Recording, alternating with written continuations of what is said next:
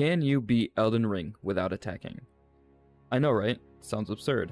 Today, I'm showing you my journey to becoming Elden Lord without dealing a single point of damage. To begin, I guess I thought the challenge wasn't hard enough already and decided to choose the Wretch starting class. For those who don't know, the Wretch class is known as the most difficult starting class, and for good reason. You start at level 1 with 10 points in every stat. And for those who wanted to know, I went with the cracked pot for my starting gift, and immediately forgot about it. In fact, I didn't do any crafting during this challenge. That's a good segue into the rules for this challenge. The rules are simple.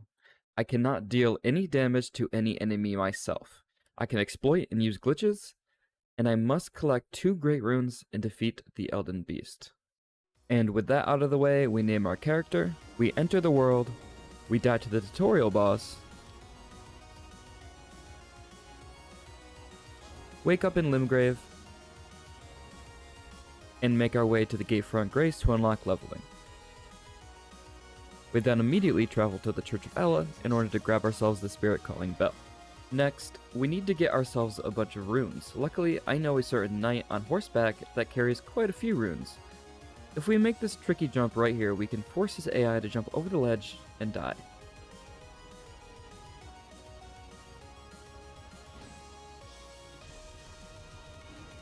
And if you're following along, try not to die like I do. That was enough for 24 levels, which I pumped straight into Vigor. I then traveled back to the first step and headed directly west to the ruins of the Geel Lake. Headed down these stairs, ignored the rats, opened this trap chest, make sure to jump on top to avoid dying to the rats, and arriving in Celia Crystal Tunnel, we narrowly avoid death and head outside into Caelid and collect the Rot Dog ashes. Now we're ready to take on our first boss, Margit the Fell Omen. We get the NPC Rajier as a summon for this fight. That and our Rotten Stray make quick work of Margit.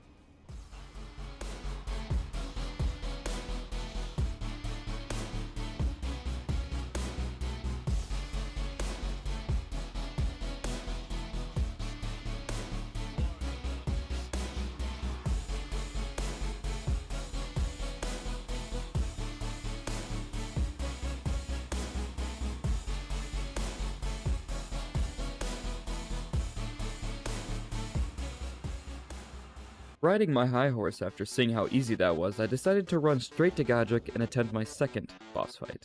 Things didn't go so well though, as I failed again, and again, and again, and again. And then this happened.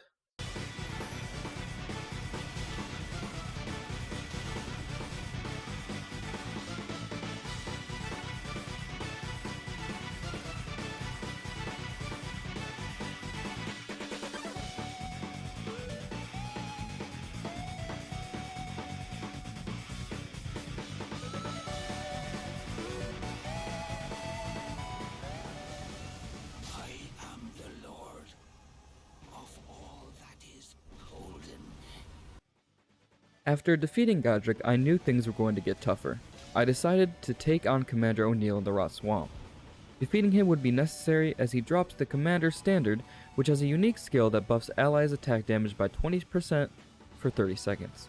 Turns out, defeating O'Neill was as easy as walking around this geyser. Next, I needed a reliable source of runes, and the best place I could think of was Mohgwyn's Palace.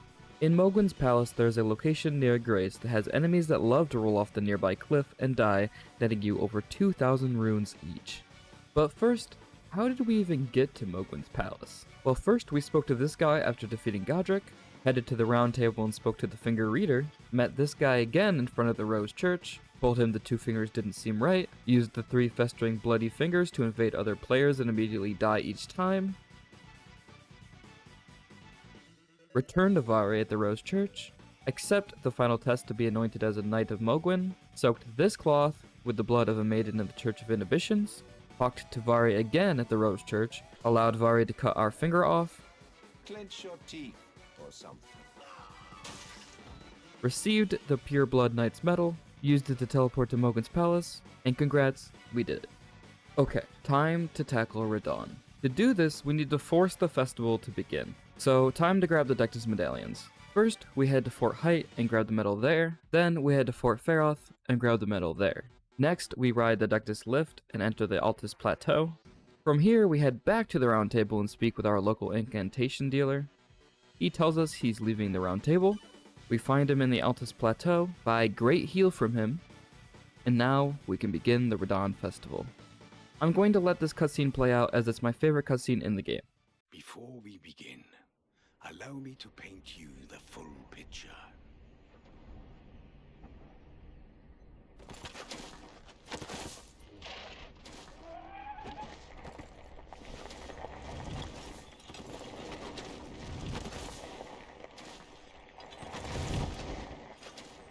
General Radahn is cursed ever to wander.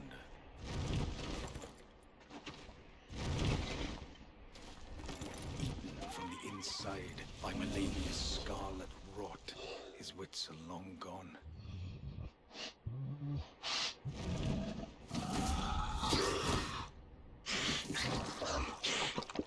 Now he gathers the corpses of former friends and foes alike, gorging on them like a dog.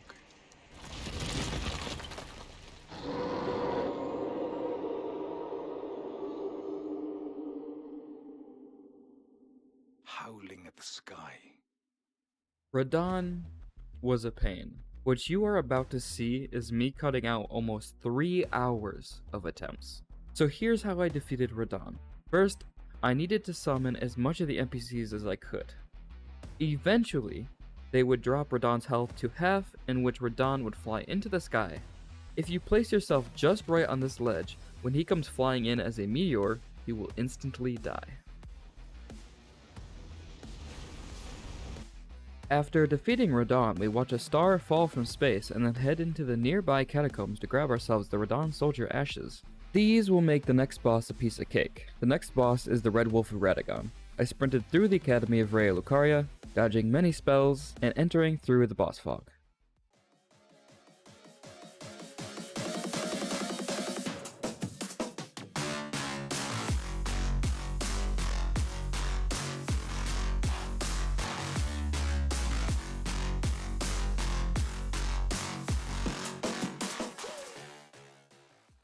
Now, it's time I told you why we needed to do that. After defeating the Red Wolf, we head outside and to the right, climb a ladder, jump through a broken window, open this chest to obtain the Radagon icon. This slightly decreases the casting speed of both sorceries and incantations. Now, I want to get into the Lendl Royal Capital. There's only one thing stopping me from doing that, the Draconic Tree Sentinel. Turns out defeating him was extremely easy. All I had to do was sneak up behind him, summon my Rotten Stray, buff him, let him rot the Sentinel, back up until the boss resets, and wait.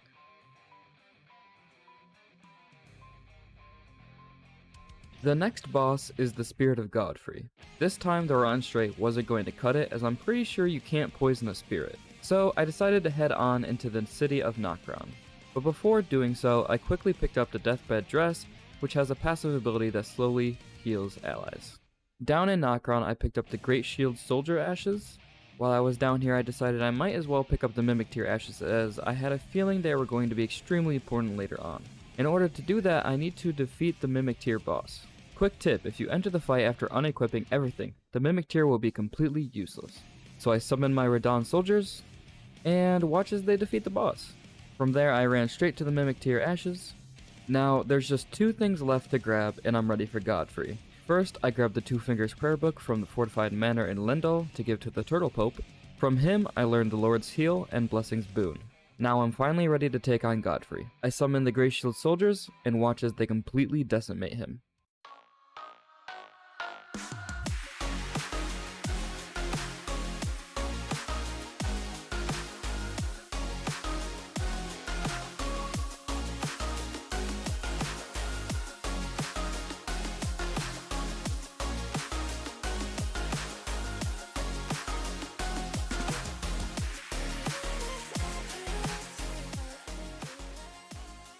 Next, we head up into the Queen's Chamber and grab Blessing of the Erdtree, which is just a better version of Blessing's Boon. Our next boss fight is Morgott the Fell Omen. Good news, we get to summon Melina to help us. We enter the boss fog and summon our Rotten Stray.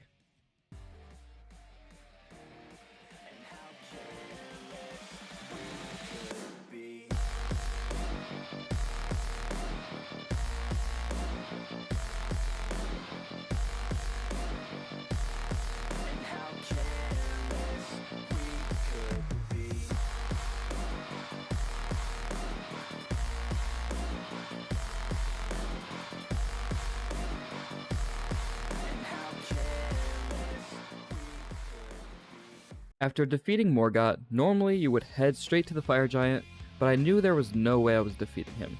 So what did I do, you may ask? I performed a wrong warp. A wrong warp is basically a glitch that allows you to be warped incorrectly to a specific location. Here's how you do it. Step 1. Rest at the 4 belfries site of grace. Step 2. Touch the warp gate that sends you to the side island of Farum Azula. Step 3. Use the Memory of Grace item, then very quickly open your map menu and teleport to the Stormhill Shack Grace. Step 4. You should now be falling through the map, quickly quit out. Step 5. Reload the game, and you should now be at the start of Farum Azula. Next is the Godskin Duo. My footage of my attempt got corrupted, but it's okay because I decided to use another glitch to completely skip them anyways. This next glitch is called a zip. Now it is way too complicated to explain, and I'm definitely not qualified to explain it, but this is what it allows you to do. From there, we ignore the Draconic Tree Sentinel and rest at the Grace. Before taking on Maliketh, I fully upgraded my Mimic Tier Ashes and equipped him with dual katanas, both upgraded to plus 25 with the Bleed Infusion and the weapon skill Bloodhound Step. And now, we are ready for Maliketh.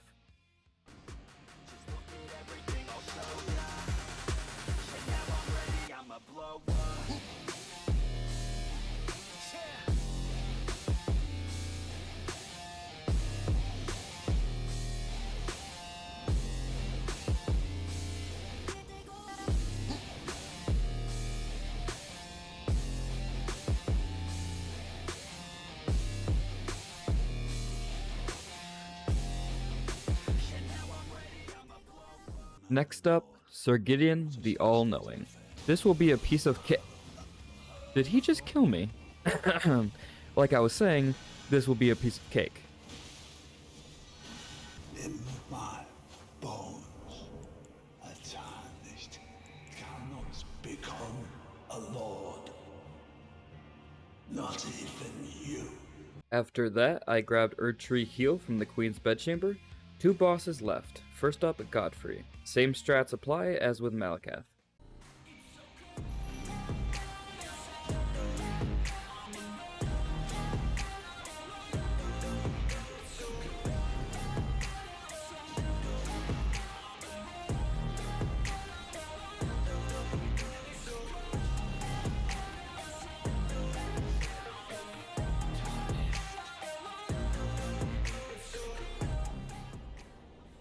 Finally, we can take on the final boss. Only they're immune to bleed, so instead, my Mimic Tier is going to be rocking the Twinned Knight Swords at plus 25 with the Flame Art Infusion and the Black Flame Tornado. I'm the type of dude that will always be ageless. I'm the type of dude that will always feel shameless. I'm the type of dude that they say is fucking heinous, 'cause I'm the type of dude that you know is fucking dangerous.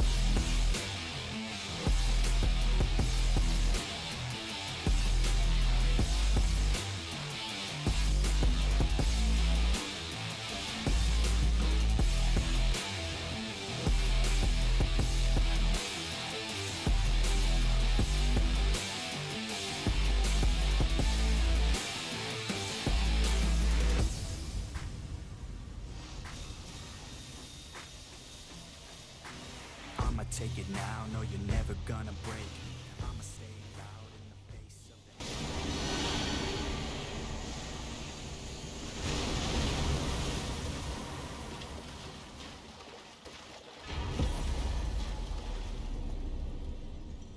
I would just like to give a huge thank you for those of you who watched this far into the video. This has been one of the hardest things I've ever done. In total, I spent about 1 whole week on this challenge. If you enjoyed the video and want to see more challenges from me, write in the comments your ideas and I'll do them. Thanks again, everyone. If you enjoyed the video, please leave a like and consider subscribing. I'm very close to 1,000 subscribers, and that's my goal for now. Love you all. Peace.